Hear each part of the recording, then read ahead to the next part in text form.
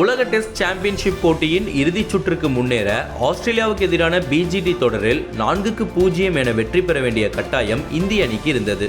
ஆனால் ஓரிரு வாரத்தில் நிலைமை இந்தியாவுக்கு சாதகமாக திரும்பியுள்ளது. பிஜிடி தொடரின் முதல் டெஸ்டில் இந்திய அணி வெற்றி பெற்றது. கடந்த 2 நாள்களில் தென்னாப்பிரிக்க அணி இலங்கையையும் இங்கிலாந்து அணி நியூசிலாந்தையும் வீழ்த்தியுள்ளன.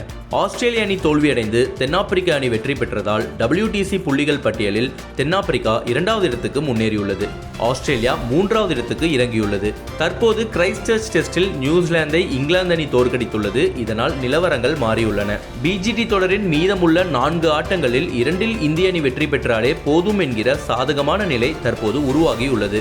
தென்னாப்பிரிக்க அணி மீதமுள்ள 3 டெஸ்டுகளில் 2இல் வெற்றி பெற வேண்டும். ஆஸ்திரேலிய அணி மீதமுள்ள 6 டெஸ்டுகளில் குறைந்தது 4இல் வெற்றி பெற வேண்டும். இலங்கை அணியை பொறுத்தவரை மீதமுள்ள 3 டெஸ்டுகளிலும் வெற்றி பெற்றால் மட்டுமே இறுதிச் சுற்றை குறித்து சிந்திக்க முடியும்.